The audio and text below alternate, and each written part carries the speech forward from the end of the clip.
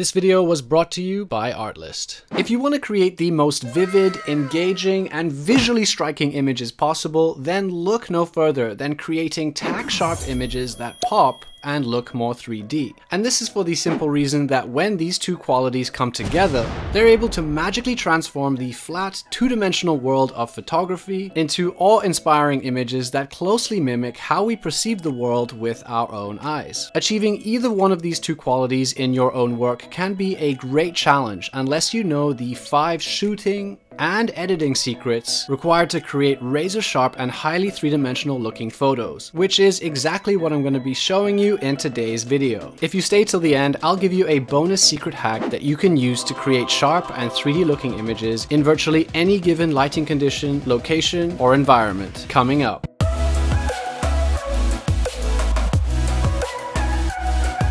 The first tip to achieving sharp images that pop and look more 3D is to shoot in the best lighting conditions. What I'm referring to here specifically is bright directional lighting. Directional lighting is the single best lighting condition to shoot in if your goal is to create 10 times sharper and much more 3D looking images because of both the micro and macro contrast that directional lighting provides. Micro contrast, as the name implies, is contrast on the micro scale. Micro contrast helps to make your image look perceivably sharper because of the adjacent contrast of light and shadow created on either side of small ridges, edges, and details in your photo, such as in skin texture, individual strands of hair, or in the detail of your model's clothes. This micro contrast is precisely what sharpening tools in editing softwares artificially create between the adjacent dark and light pixels in an image, resulting in sharper and more defined details. Macro contrast, on the other hand, simply refers to the broader areas of light and shadow provided by directional light, which is responsible for creating shape,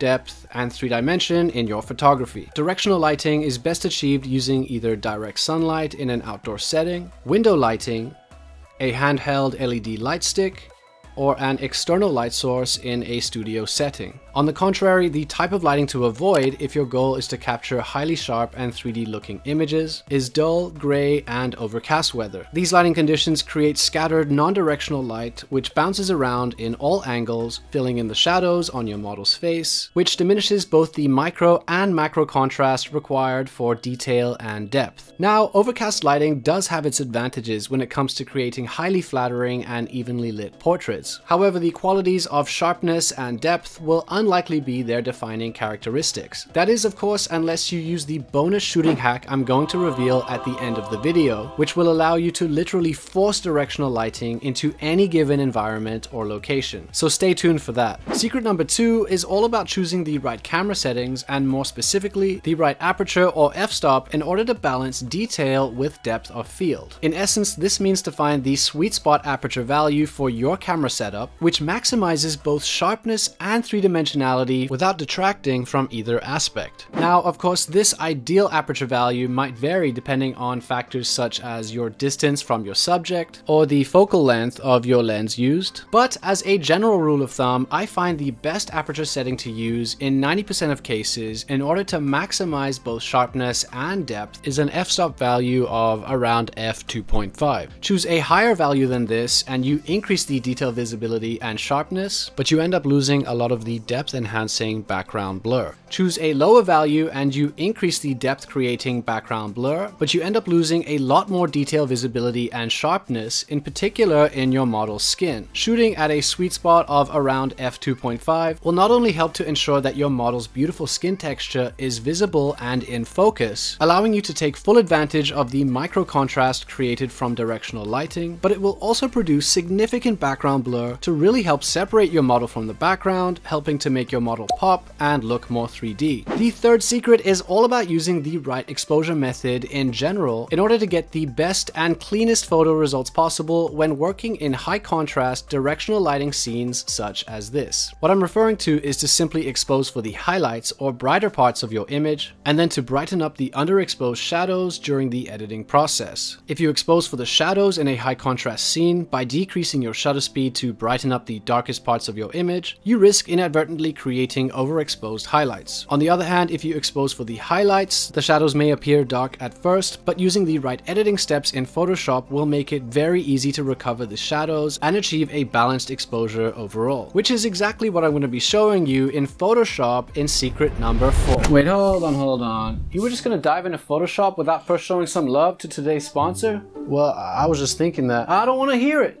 Without ARTLIST, videos like this wouldn't even be possible. Not to mention all the awesome background music, sound effects, and stock footage you've been using to spice it up and take it to the next level. You gonna clean that up? You see, ARTLIST is this amazing all-in-one platform, providing the best quality stock footage, music, and sound effects for all your content creation needs. If you're seeking to level up the creativity and professionalism of your personal and commercial videos, you're bound to find exactly what you need on this platform. You know, I hate to say it, but the man's right. You see, I've been using ARTLIST for over a year now, and I simply cannot overstate how easy it is to find the perfect song to fit your unique video by using and combining different filter categories such as moods, genres, and video themes to really help narrow down your search in a surprisingly fun and streamlined way. Nah.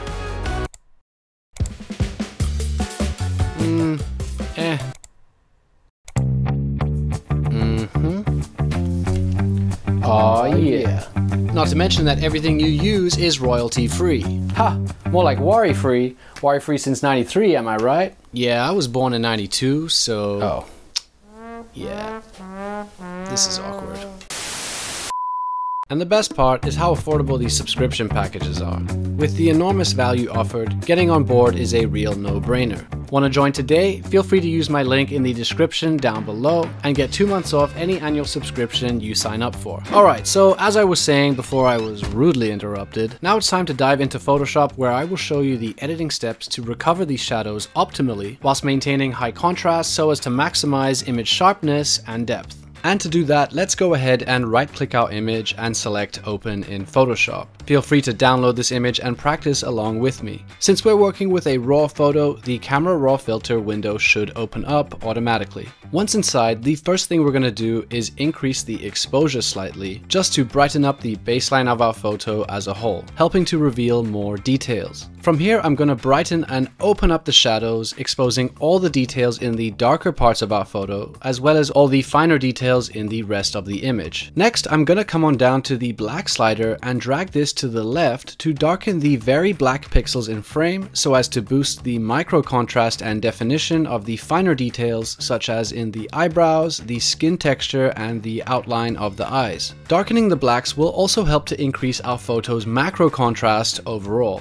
Next, I'm going to do the exact same thing for the highlights and whites, except this time I'm going to decrease the highlights, exposing more details in the brighter parts of our image, and then I'm going to increase the whites slightly so as to further boost the micro contrast in our photo, as well as the depth boosting macro contrast. I'm also going to cool off the white balance slightly, since doing so will help to remove any yellowish tint in the brighter parts of our image. Doing so will effectively make the whites more white and perceivably brighter. This will result in an increase in our photo's contrast at all levels, boosting sharpness and depth. Let's hit OK and return to Photoshop, and from here I'm going to turn on our photo's skin retouching I applied earlier to clean up our image and better prepare it for the next step in the editing process, which is to add in a simple color grading trick to further enhance the photo's sharpness and depth. Up until this point, we've only discussed how to use contrast in light in order to create sharper and more 3D images. In secret number 5, I'm going to show you an editing method you can use to boost color contrast in order to take your photo definition and depth to the next level. Color contrast is simply when two or more elements in frame, such as your model and background, contain contrasting visual differences, such as colors on the opposite ends of the color wheel or contrasting levels of color saturation. These visual differences create separation or distinction between these two elements, helping to make them pop or stand out from one another. To achieve optimal color contrast in your photography, it is recommended to begin creating the foundation for color contrast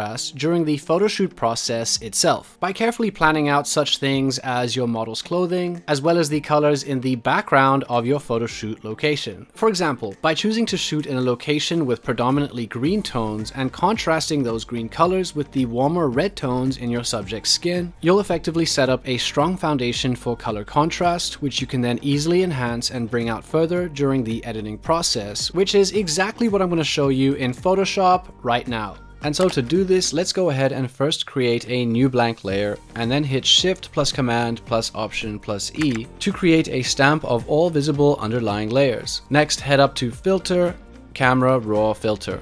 Once you're in the Camera Raw filter, simply scroll down to Calibration, and then all you need to do is experiment with the hue slider of each color primary you see here by moving each slider back and forth in order to determine which side, left or right, emphasizes or diminishes your photo's contrasting color palette. So, for example, by shifting the green primary to the right as opposed to the left, this helps to make the skin tones look less yellow and more vibrant red, all the whilst making the greens in the background look less yellow and more vibrant green, which is exactly what we want in order to achieve a more pronounced red and green complementary color palette. Similarly, shifting the red primary slider to the left as opposed to the right will have the same effect of making our red and green colors pop and look more pronounced. So this step will help us to align and organize the hues of the colors in frame to correspond with a more pronounced complementary red and green palette. The next step, which I'd highly recommend you do in order to make the color changes we just made look much more natural and realistic, is to reduce either of the color saturation sliders,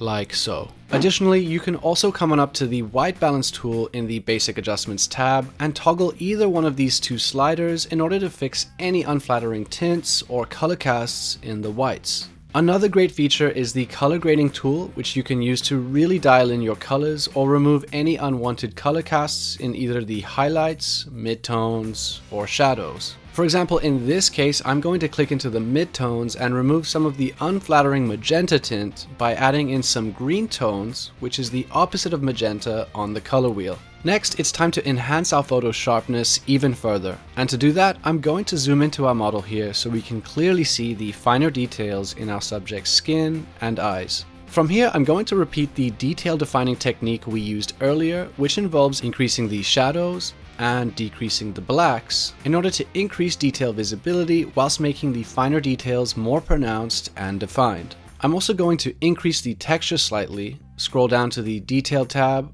and increase the sharpening to a point where the skin looks sharper yet still retains its smooth texture. Hold Alt and click and drag the masking slider to the right so that we only sharpen the finer details and areas of contrast in frame. And with that, let's take a look at a before and after of these applied effects. Let's hit OK, return to Photoshop, and take a look at a before and after of all combined editing effects. Now guys, as promised, now it's time for bonus tip number 6. And this is one of my biggest secrets to creating much sharper, much more 3D looking images in virtually any lighting condition or location. Yes, that's right, even in dull gray overcast weather or in indoor settings. What I'm referring to here is a concept known as negative fill. And what negative fill does is it literally forces directional lighting into any given lighting condition or environment by absorbing or blocking light on one side of your subject's face and torso. In doing so, you'll create the exact same type of contrast, sharpness, and depth that you might find in a typical directional lighting setup. By blocking surrounding light from reflecting onto one side of your subject, you will effectively transform scattered non-directional ambient light into powerful sharpness and 3D boosting directional light. Objects I've personally used in my photography to create this negative fill effect includes things like trees, which are perfect because of their darker colors and typical matte / non-reflective textures. I've also used fences,